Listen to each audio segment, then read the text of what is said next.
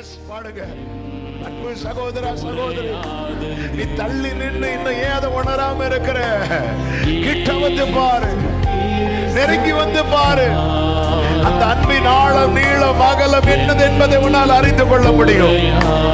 பாவி என்று உன்னை அவர் தள்ள மாட்டார்.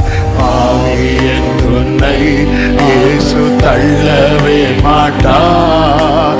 ஆவலாய் உன்னை இயேசு அழைக்கிறாரே. பாவி என்று உன்னை அவர் தள்ளவே மாட்டார்.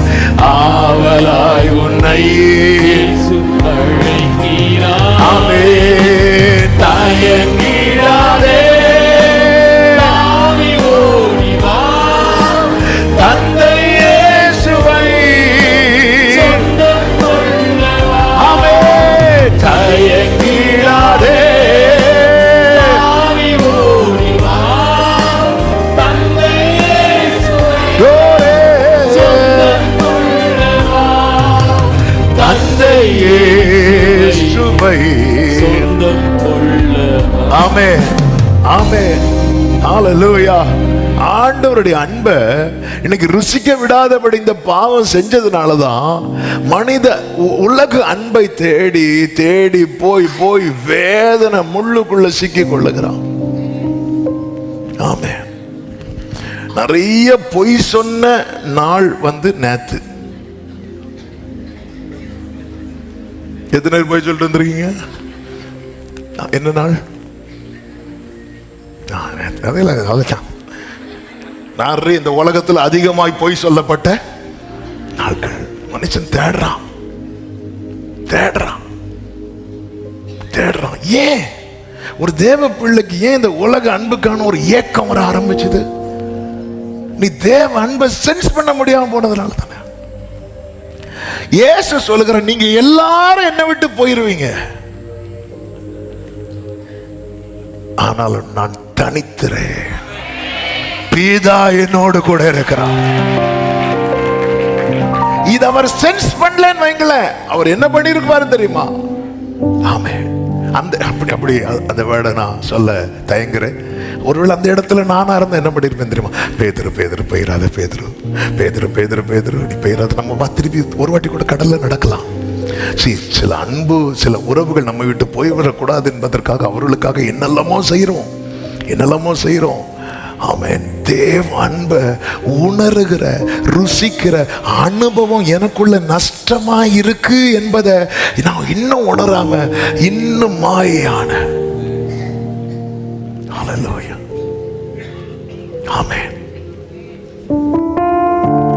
மாயையான மனித அன்பை உணராமல் பின்னே சென்றேன். மாயையான மனித அன்பை உணராமல் பின்னே சென்றேன். கற்று தந்தீர், அதை மறக்க செய்தீர்.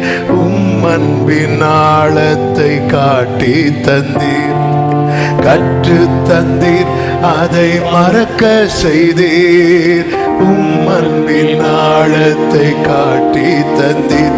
என்னை ஆட்கொள்ளும் ஆட்கொள்ளும் ஆட்கொள்ளும். என்னை ஆட்கொள்ளும் ஆட்கொள்ளும் ஆட்கொள்ளும். என்னை ஆட்கொள்ளும் ஆட்கொள்ளும். என் ஆண்டவர் சந்தித்த தருணத்தில் தந்த பாட்டு இது. ஆரம்பத்தில் மாயையான மனித அன்பை உணராமல் பின்னே சென்றேன். இன்னைக்கு அந்த சென்ஸே நஷ்டமாயிட்டு ஆண்டவர் கட்டுத்தரார். ரியல் லவ் கட்டு தந்தீர், அதை மறக்க செய்தீர். அன்பின் ஆழத்தை காட்டி தந்தீர். கற்று தந்தீர், அதை மறக்க செய்தீர். அன்பின் ஆழத்தை காட்டி தந்தீர். என்னை ஆட்கொள்ளும் ஆட்கொள்ளும் ஆட்கொள்ளும். என்னை ஆட்கொள்ளும் ஆட்கொள்ளும் ஆட்கொள்ளும். என்னை ஆட்கொள்ளும் ஆட்கொள்ளும். கர்த்தாவே நீர் என்னை ஆட்கொள்ளும். கர்த்தாவே நீர் என்னை ஆட்கொள்ளும். மாயையான மனித அன்பை உணராமல் பின்னே சென்றே. மாயையான மனித அன்பை உணராமல் பின்னே சென்றேன். கற்று தந்தேன் அதை மறக்க செய்தேன். உம்மன்பின் ஆழத்தை காட்டி தந்தீர். கற்று தந்தீர் அதை மறக்க செய்தேன். ஆமென், ஹல்லேலூயா. பாவம் என்னும் தீரா நோயில் அகப்பட்டு ஏங்கி நின்றேன். பாவம் என்னும் தீரா நோயில் அகப்பட்டு ஏங்கி நின்றேன். தேடி வந்தீர் என்னை முத்தம் செய்தீர். நான் அஞ்சும் நிந்தையை நீக்கி விட்டீர். தேடி வந்தீர் என்னை முத்தம் செய்தீர். நான் அஞ்சும் நிந்தையை என்னை ஆட்கொள்ளும்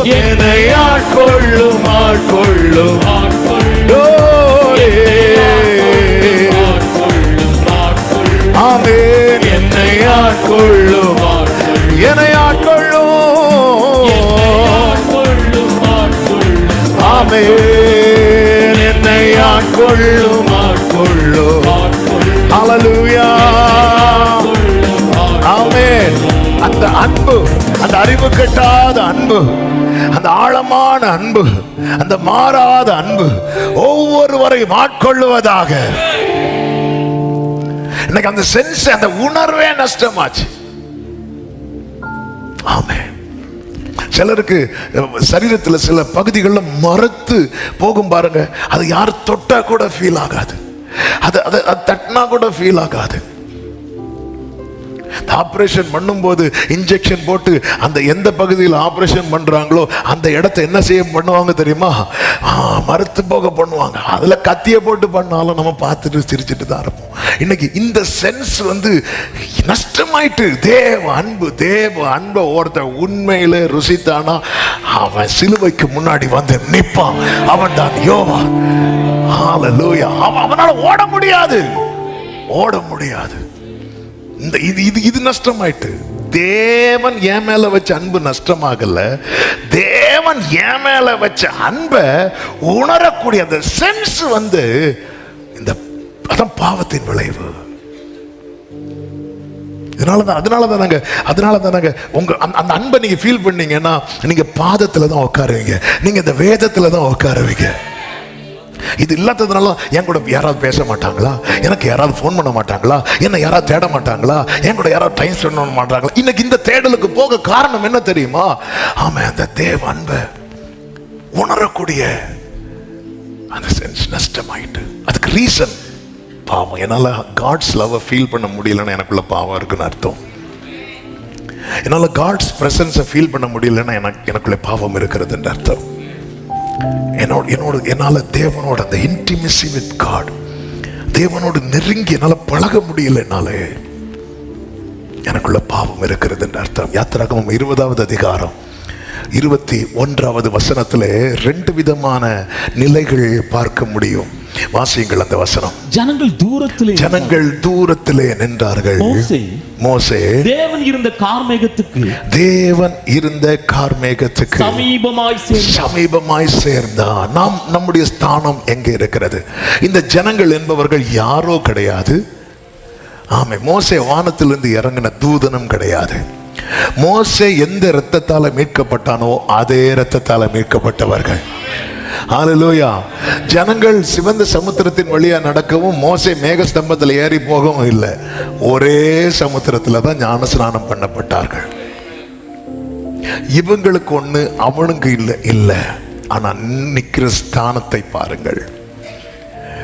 இரத்தத்தால மீட்கப்பட்டவங்க தான். கண்மலையின் தண்ணீரை குடித்தவர்கள் தான். மன்னாவை புசித்தவர்கள் தான். எல்லாம் ஒரே எல்லாமே மோசைக்கு என்ன கொடுக்கிறாரோ அதுதான் எல்லாருக்கும் கொடுக்கிறார். ஆனா ஒருவன் சமீபமாய் நிற்கிறான், இன்னொரு பெருக்கூட்டம் தூரமாய் நிற்கிறது. என்னைக்குமே புரிஞ்சுக்கோங்க, பெருங்கூட்டம் எப்பவுமே தூரம் தான் நிற்கும். ரூத்து கதிர் பொறுக்க வரும்போது கூட்டமா வந்தா, ஆனா பாதத்தில் அமரும் போது தனியா தான் வந்தா. அது அர்த்தம் என்ன? நீங்க நெருங்க நெருங்க நெருங்க நெருங்க நெருங்க நெருங்க உங்களை இந்த உலகம் தனிமைப்படுத்தி கொண்டே இருக்கும். ஆமா, உலகம் உங்களை தனிமைப்படுத்துது, ஒதுக்குதுன்னா புரிஞ்சுக்கோங்க, நான் நெருங்கிட்டேன். ஆமென். உங்க ஃப்ரெண்ட்ஸ் குரூப்ல இருந்து உங்களை தூக்குவாங்க, இது செட் ஆகாது, இது வேலைக்கு ஆகாது. நெருங்க நெருங்க நெருங்க நல்லதான். குடிச்சு ஒரு சகோதரர் சொல்றார், அவர் இங்க ரட்சிக்கப்படுறதுக்கு முன்னாடி குடிச்சு தெருவுலலாம் விழுந்து கிடப்பாராம். அதுக்கப்புறம் நம்ம சபைக்கு வருகிற ஒரு சகோதரன் சொல்லி ஒரு நாள் பாருங்கன்னு சொல்லிட்டு ஒரு நாள் வந்தார். ஒரு சாட்டர்டே நைட் வர்ஷிப், அவ்வளோதான். ஆண்டவரால் தொடப்பட்டு எல்லாம் மாற்றி கூடி எல்லாம் விட்டுட்டு அவருக்கு நல்லா ட்ரெஸ் பண்ணி நீட்டாக வருவார். அவரை பார்த்து ஊரில் சொல்கிறாங்க, நல்லா தானே இருந்தான்.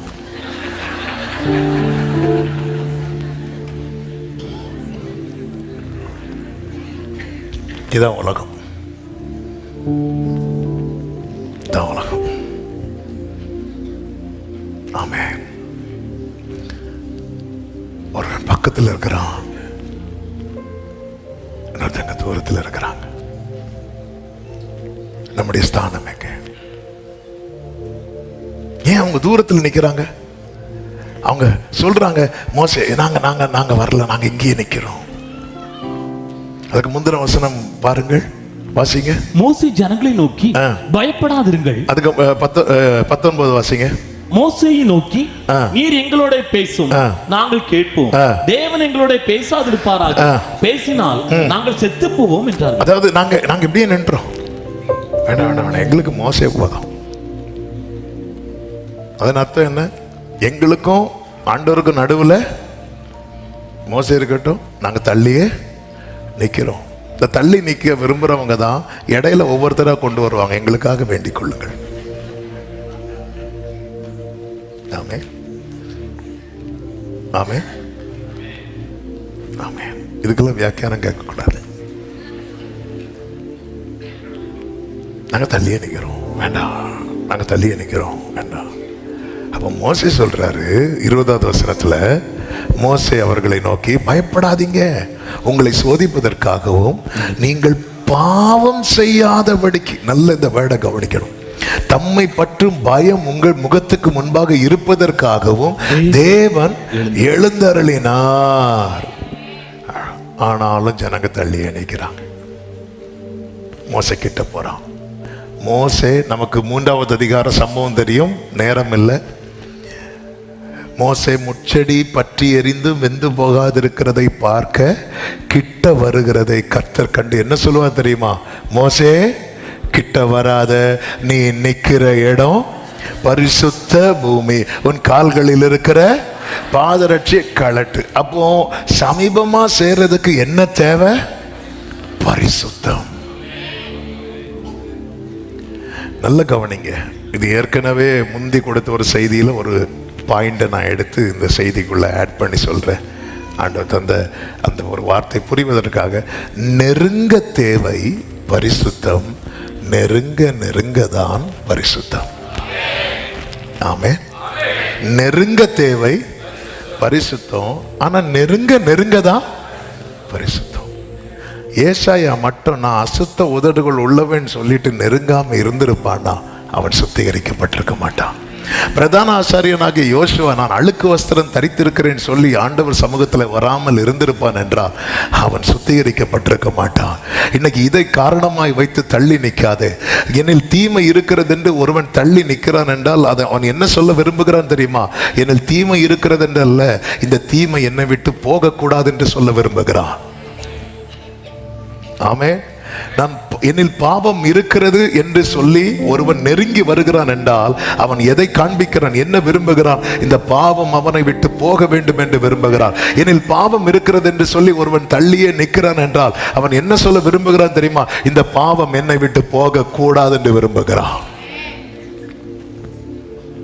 ஏதேன் தோட்டத்தில் இருக்கிறது மேட்டர் இல்ல, ஏதேன் தோட்டத்துல கர்த்தரோட ஐக்கியத்துல இருக்கிறோமாங்கிறது தான் விஷயம்.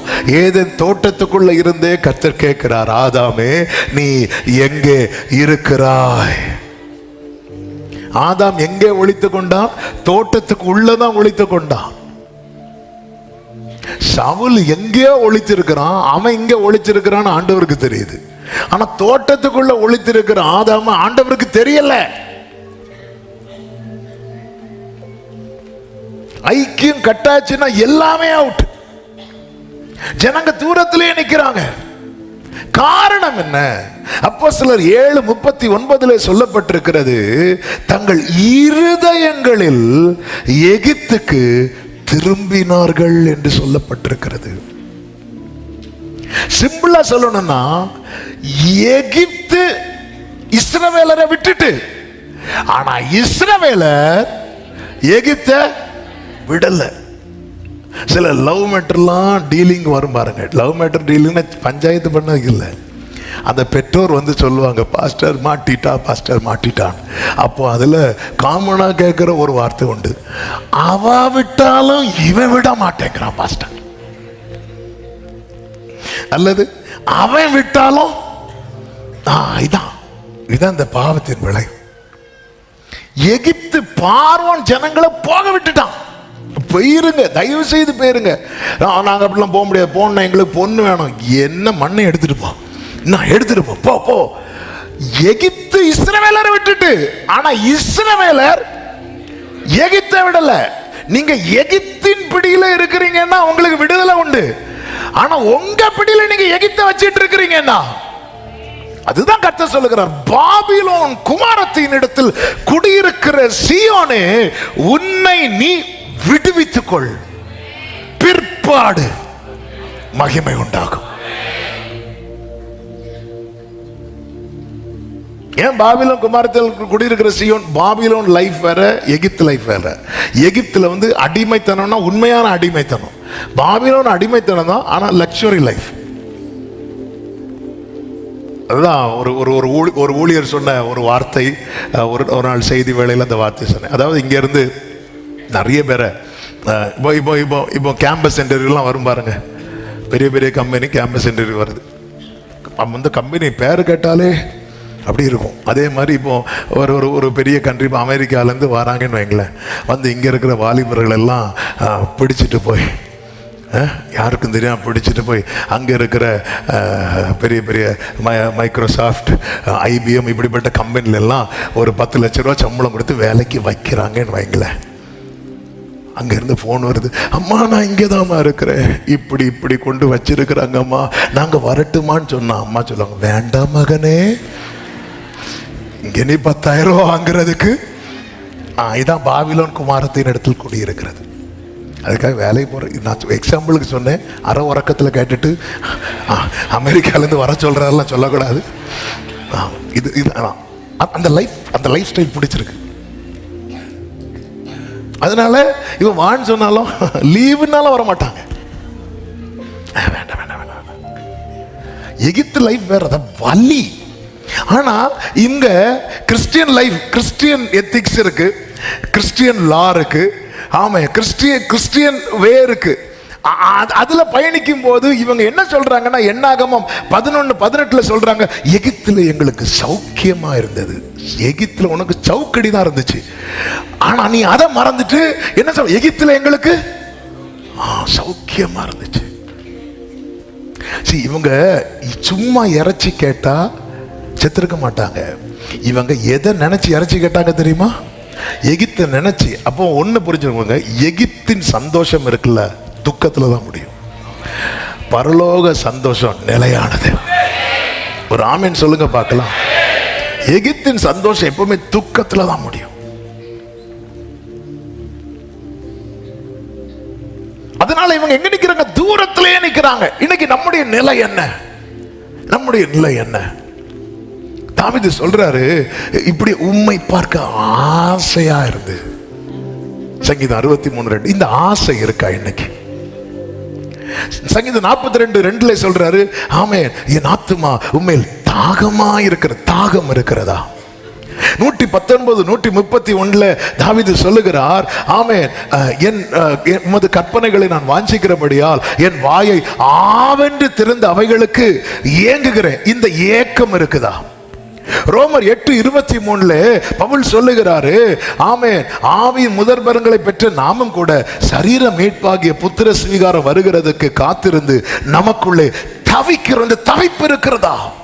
உன்னத பாட்டு 3:1-4 வரை உள்ள வசனங்களிலே சுனேமியால் சொல்றா, நான் தேடினேன் தேடினேன் தேடினேன் தேடினேங்கிறா. இந்த தேடல் இருக்கிறதா? தேவன் மேல இருக்கிற ஆசை, தாகம், ஏக்கம், தவிப்பு, தேடல் இது இல்லைனாலே நமக்குள்ள பாவம் இருக்குன்னு அர்த்தம். இன்னைக்கு இந்த தேடல் ஒண்ணு மேல நமக்கு ஆசை இல்லைன்னா இன்னொன்னு மேல போயிட்டுன்னு அர்த்தம். ஒன்றின் மேல நமக்கு தாகம் இல்லைன்னா இன்னொன்றின் மேல போயிட்டுன்னு அர்த்தம். ஒன்றின் மேல நமக்கு ஏக்கம் இல்லைன்னா இன்னொன்னு மேல போயிட்டுன்னு அர்த்தம். ஒன்றை குறித்து நமக்கு தவிப்பு இல்லைன்னா இன்னொன்னு மேல போயிட்டுன்னு அர்த்தம். இன்னைக்கு இதெல்லாம் நமக்கு நஷ்டமா இருக்குதா? ஆமே. தூரத்துல நம்ம ஸ்தானம் எங்க? நெருங்கி நின்றாதான் பரிசுத்தத்தை பூரணமாக்க முடியும். பரிசுத்தர் இல்லாமல் யாருக்கு பரிசுத்தமாக முடியும்? அவரை குறித்த வேதம் என்ன சொல்லுகிறது? அவர் பரிசுத்தம் பண்ணுகிறவர். நாம் யார் தெரியுமா? பரிசுத்தம் பண்ணப்படுகிற. எபிரேயர் 2 இருக்குன்னு நினைக்கிறேன் அந்த வசனம். எடுத்தால் வாசிக்கிறேன். எபிரேயர் 2வது அதிகாரம் 11வது வசனம். எப்படி எனில் பரிசுத்தம் செய்கிறவரும் பரிசுத்தம் செய்யப்படுகிறவர்களுமான. பரிசுத்தம் செய்கிறவர் யாரு? இயேசு. பரிசுத்தம் செய்யப்படுகிறவர்கள் யாரு? நாம. இது ஒருவராலே, யாராலே? பிதாவினாலே உண்டாயிருக்கிறார்கள். நாம யாரு? பரிசுத்தம் செய்யப்படுகிறவர்கள். அவர் யாரு? பரிசுத்தம் செய்கிறவர், பரிசுத்தம் பண்ணுகிறவர். நாம் பரிசுத்தம் பண்ணப்படுகிறவர்கள். அப்ப நம்ம அவருக்கு நெருங்கி நிக்கணும். எது நெருங்கி? நான் நெருங்கணும்னா எனக்கு ஆசை வரணுங்க, ஆசை வரணுங்க. எனக்கு அந்த ஏக்கம் இருக்குங்க, எனக்கு அந்த தாகம் இருக்கணுங்க. ஆமே. பாருங்க, நேற்று 2-3 நாள் வெள்ளூர் மீட்டிங் முடிச்சு நேற்று வந்துட்டேன். நேற்று வந்ததும் 2 பிள்ளைங்களும் ஃபஸ்ட்டு ஜாஃபியா ஓடி வந்து டேடின்னு வந்துட்டான். நான் ஃபஸ்ட்டு வந்தது 2வது ஜமீமாவுக்கு தெரில. அதுக்கப்புறம் வந்து என்ன பார்த்துட்டு அப்படின்னா சும்மா, ஆனால் வந்து அதுக்கப்புறம் அப்படி வச்சுட்டு திருப்பி மேலே வந்து அதான் அந்த ஆசை. அதில் நின்றுட்டு இப்போ பிள்ளைங்க வராங்க, உடனே என் ஒய்ஃப் நின்றுட்டு இப்பொழுது ஜமீமா ஹா என்பாளாக. நம்ம அப்படிதான் நாங்கள் ஆரம்பித்து இப்பொழுது எல்லாம் கையை தூக்கணும். அந்த ஏன் மோசேக்கு அந்த ஏக்கம் இருந்துச்சு, அதை அவன் எங்க கொண்டு நிறுத்துது பாருங்க. ஜனங்களுக்கு நாங்க இங்கேயே நிக்கிறோம், இங்கே நிக்கிறோம், எங்களுக்கு சங்கீதம் மட்டும் போதும், நாங்க இங்கேயே நிக்கிறோம். ஆமென். இதனுடைய விளைவு என்ன தெரியுமா? ஜனங்களுக்கு என்ன நஷ்டம் ஆச்சு தெரியுமா? joy of salvation. ரட்சிப்பு நஷ்டம் ஆகல, ரட்சிப்பின் சந்தோஷம் நஷ்டமாகி அவர்கள் ஒரு கன்றுக்குட்டியை உண்டு பண்ணி வைத்தார்கள். புசிக்கவும் குடிக்கவும் விளையாடவும் எழுந்தார்கள். அதாவது நல்லா புரிந்துக்கோங்க, ஹோலினஸ் இருக்கிற இடத்துல பரலோக சந்தோஷம் இருக்கும், ஹோலினஸ் இல்லாத இடத்துல பாவ சந்தோஷம் இருக்கும். எனவேதான் தாவீது ஜெபித்தான், உம்முடைய இரட்சண்யத்தின் சந்தோஷத்தை திரும்ப. எத்தனை பேருக்குள்ள இந்த ரட்சிப்பின் சந்தோஷம் இருக்கிறது? ரட்சிப்பின் சந்தோஷம் இல்லாதவங்க சந்தோஷத்துக்காக நிறைய காரியத்தை தேடுவாங்க. அதுதான் சாலமோன் சொல்றார், வா சந்தோஷத்தினால் நான் உன்னை சோதித்து பார்ப்பேன். அப்படி அப்படி கண்ணு சிலதை பார்க்க விரும்பும், வாய் சிலதை பேச விரும்பும். சந்தோஷத்தினால். ஏன்? அந்த ரட்சிப்பின் சந்தோஷம் எங்க? கர்த்தரால் மீட்கப்பட்டவர்கள் எப்படி வருவார்களா? ஆனந்த களிப்புடன் பாடி என்று சொல்லப்பட்டிருக்கிறது. ஆனந்த களிப்புடன் பாடி. அந்த ஆனந்த களிப்பு எங்க? நல்லா புரிந்து கொள்ளுங்க. அந்த பரலோக சந்தோஷம் வேணும்னா பாவத்தை வெறுத்துதான் ஆகணும். சங்கீதம் 45:7 சொல்லப்பட்டிருக்கிறது. சங்கீதம் 45:7 நீர் நீதியை விரும்பி அக்கிரமத்தை வெறுக்கிறீர். ஆதலால், எல்லாரும் சொல்லுங்க, ஆதலால். எதனால? அக்கிரமத்தை வெறுக்கிறதுனால. தேவனே, உம்முடைய தேவன் உமது தோழரை பார்க்கிலும் எப்படி அபிஷேகம் பண்ணாரா? ஆனந்த தைலம். சவுல் மேல வைக்கப்பட்டது தைலம், தாவீதின் மேல வைக்கப்பட்டது ஆனந்த தைலம். ஆனந்த தைலம். அதனாலதான் அவருக்கு பாட்டு பாட்டா வருது. ஏன்? அதாவது அபிஷேகம் பண்ணப்பட்டவங்க எல்லாம் கை தூக்க சொன்னா கை தூக்கம். ஆனந்த தைலம், அபிஷேகம் ஆனந்த தைலமா மாறணும்னா நான் எதை வெறுக்கணும் தெரியுமா? தீமையை. ஆதலால் இன்னைக்கு அபிஷேகம் பெற்றவங்களுக்குள்ள சந்தோஷம் இல்லைன்னா அதுக்கு ரீசன் என்ன? சிலதை இன்னும் இருக்கல, அது இருந்துட்டு போட்டு. ஆமென், ஹல்லேலூயா. என் பக்கத்துல ஒரு நாய் கிடக்கு, அது அது அது அது இருந்துட்டு போட்டு. பாஸ்டர், நாய் கடிச்சிட்டு, அது கடிச்சிட்டு போட்டு. அது அப்படி இப்படி விட்டு அது போட்டு. நீ தீமை வெறுக்கிறீர். வேண்டாம், இது வேண்டாம், இது வேண்டாம். அவன் உலக சந்தோஷத்தை ஒருத்தன் வேண்டான்னு வைக்கும் போது அவனை சந்தோஷப்படுத்த பரலோகம் ரெடியா. Where there is holiness, there is real joy. Amen. இன்னைக்கு கர்த்தரால் மீட்கப்பட்டவர்கள் ஆனந்த களிப்புடன் பாடி. இன்னைக்கு இந்த சந்தோஷம் இல்லை. அதனால என்னாச்சு? புசிக்கவும் குடிக்கவும் விளையாடவும் எழுந்தார்கள். மோசே பாருங்க, மோசே சில சொல்லுவாங்க தெரியுமா, இந்த பிள்ளையை மேய்க்கிறதே படாத பாடா இருக்கு அப்படிமா. மோசைக்கு கீழே 30 லட்சம் ஜனங்கள், ஆனா கவலை மறந்து கர்த்தர் சமூகத்தில் இருக்கிறான். ஆண்டவர்கிட்ட கேட்கும் போது உங்க முகத்தை காட்டுங்கப்பாங்கிறான். அவன் அப்படி அந்த ரேஞ்சுக்கு போயிட்டு இருக்கிறாரு. ஏன்னா அந்த ஆனந்த தைலம். தாவீது சொல்றாரு, எவ்வளவு பிரச்சனை, துன்பத்தின் நடுவில் நடக்கிறவன் தாவீது. விக்கினங்கள் அப்படி ஆழத்தை ஆழக்கூடு அப்படின்னா பிரச்சனை மேல கண்ணீருக்கு மேல. இதுதான் தாவீதுடைய லைஃப். அந்த தாவீது சொல்றார், இந்த பரிபூர்ண ஆனந்தம் உங்க சமூகத்துல, உங்களுடைய வலது பரிசத்துல. இன்னைக்கு அதாவது அந்த சந்தோஷமே இல்லையே. ரட்சிப்பு போச்சுன்னு சொல்லல, ரட்சிப்பின் சந்தோஷம் போயிட்டு. உறவு போகலன்னு சொல்லல, உறவு போச்சுன்னு சொல்லல, ஐக்கியம் போயிட்டு. இன்னைக்கு நம்மளை பார்க்கும் போதே கர்த்தருடைய ஆலயத்துக்கு போவோம் வாருங்கள் என்று சொன்ன போது நான் எப்படி இருந்தேன் தெரியுமா? அவ்வளவு ஹாப்பி. ஏன்? என் மேல அபிஷேகம் இல்லையா? அபிஷேகம் இருக்குப்பா. ஆனந்த தைலமா அது. சவுலே, நீங்க சந்தோஷப்பட்டு நாங்க பார்க்கவே இல்லையே சவுலே.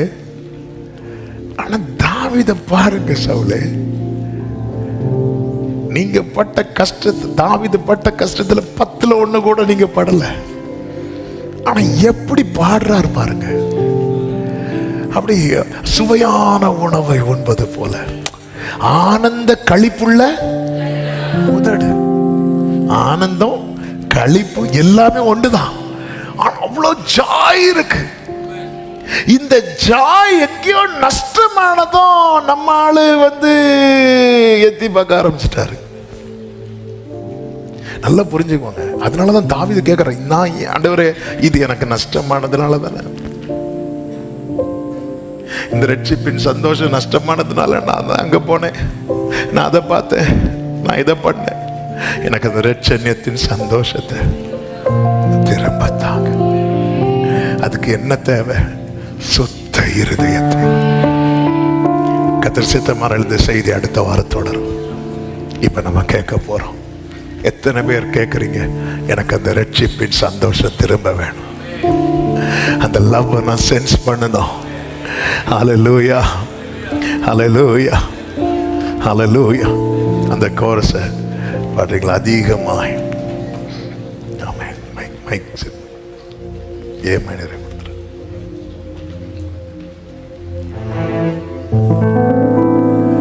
கண்ணீரால் பாதத்தை நனைக்கின்றேன், ஓயாமல் உம்மை முத்தம் செய்வேன். எழுந்து நிற்கலாம். கண்ணீரால் பாதத்தை நனைக்கின்றேன், ஓயாமல் உம்மை முத்தம் செய்வேன். அதிகமாய் உம்மை நேசிப்பேன், அதிகமாய் இரக்கம் பெற்றேன், அதிகமாய் உம்மை நேசிப்பேன், அதிகமாய் இரக்கம் பெற்றேன், அதிகமாய் இரக்கம் பெற்றேன், அதிகமாய் அதிகமாய் அதிகமாய் உம்மை. ரெண்டு கைகளை அப்படியே உயர்த்தி எஸ் எவ்வளவு இறக்கம் பாராட்டினீங்க. அசுத்த வீடுகளை தெரிந்து தொட்டீங்கப்பா. அழுக்கு வஸ்திரம் தரித்தோம், சுத்திகரித்தீங்க ஆண்டவரே. அந்த ரட்சண்யத்தின் சந்தோஷத்தை எனக்கு திரும்ப தாங்கப்பா. ஹல்லேலூயா.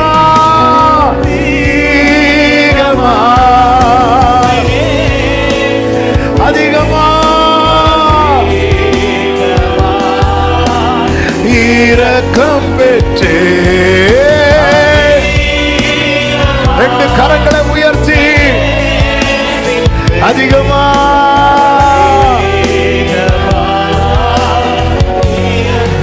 ஆமென். அதிகமாய் இரக்கம், அதிகமாய். பிள்ளைகளை உணர்ந்து சொல்லுவோம். மீண்டும் மீண்டும் தவறி நான் விழுந்தோம், மீண்டும் மீண்டும் தவறி நான் விழுந்தேன், மீண்டும் என்னை தேடி வந்தீரே, மீண்டும் மீண்டும் தவறி நான் விழுந்தோம், மீண்டும் என்னை திருக்கரத்தாலே திருக்கர